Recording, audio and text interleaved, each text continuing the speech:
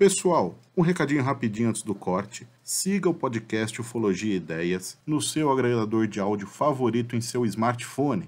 Google Podcast, Spotify, Amazon Music, Apple Podcast. Valeu!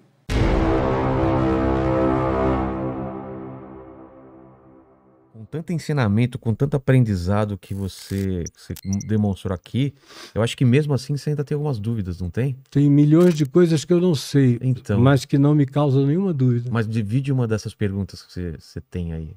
Eu, Você falou de algumas, né? De eu alienígena, eu sei que eles estão aí. É, algum lugar. Eu não posso negar minha racionalidade, nem minha cognitividade.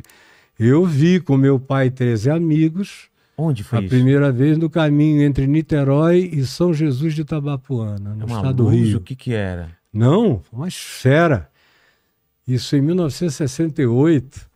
Uma esfera que veio assim, do nada, e parou na nossa cara.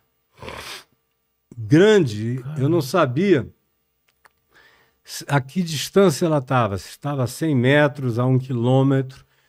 Não dá para você avaliar na hora. Entendi. E ela ficou ali há algum tempo, olhando para a gente. Papai parou o carro e disse, venham ver isso. Nem disse o que era. Quando a gente saiu, meu Deus, a gente ficou ali, estupefato, em silêncio. E aí, eu calado, falei, pai, o que é isso? Aí o papai falou, meu filho, não é da nossa ordem de coisas.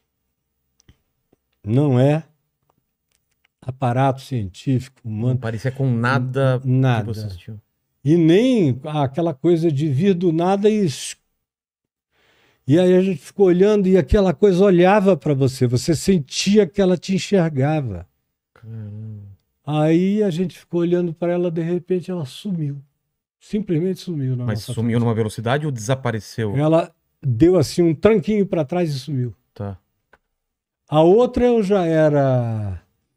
eu ia casar dentro de 2 meses, já era pregador do Evangelho em Manaus, estava na televisão e tudo mais, e estava assistindo uma aula de física com o meu professor bem do lado dele.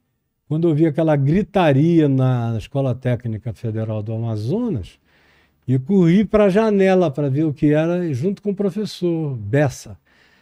A gente olhou para cima, cara, sabe, um pão de açúcar na tua cabeça, só que parecia uma traça, um pão de açúcar completo, como se a parte do fundo se completasse no ar. Tá.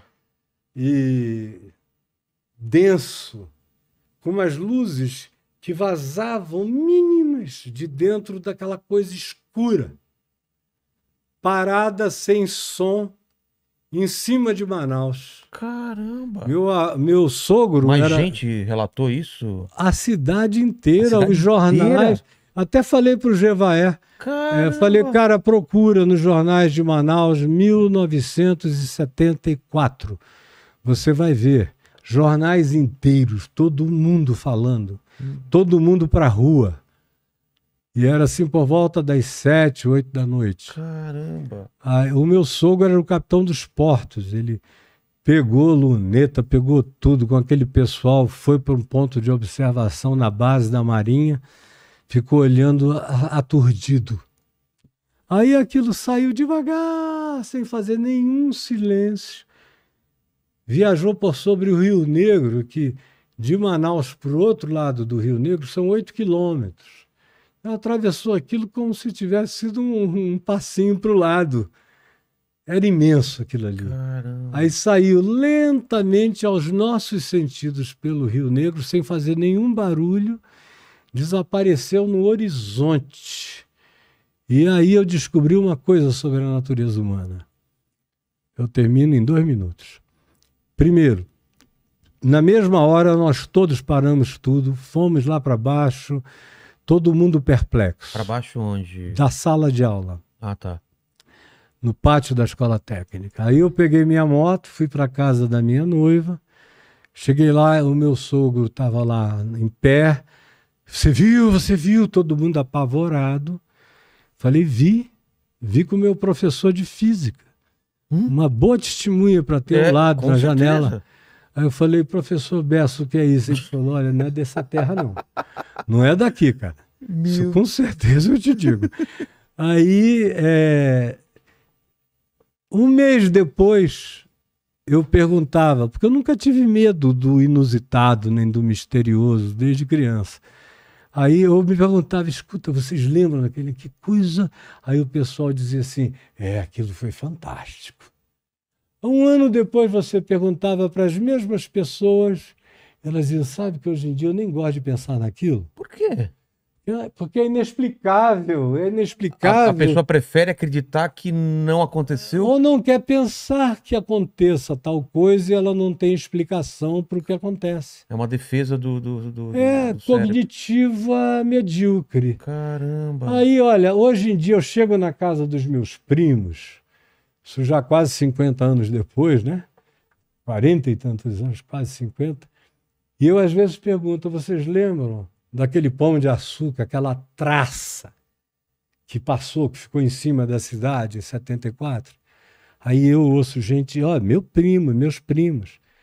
Não, assim, eu quase nunca lembro, sabe, cara? Mas já que você falou agora é mesmo, né? Aquilo aconteceu. Como pode não lembrar de uma coisa tão assustadoramente As pessoas estranha? Preferem esquecer. Caramba. O inusitado. Mas também dá para fazer um paralelo com experiências com Deus, né? Com manifestações de quanto mais passa, o cara fala, será que aconteceu mesmo aquilo? Eu já vi gente que tinha certeza absoluta, porque aconteceu com ele. Hoje o cara diz, aconteceu comigo, mas eu não quero mais lembrar disso. Caramba. O auto-engano. Porque existem consequências, né, de você voltar a pensar sobre aquilo. O auto-engano é um fenômeno que se manifesta em todos nós praticamente, com muito pouca exceção, mas mesmo as exceções já são pessoas que se livraram do auto-engano pelo enfrentamento. Porque a maioria vai aceitando o desaparecimento. É um mecanismo de defesa, né?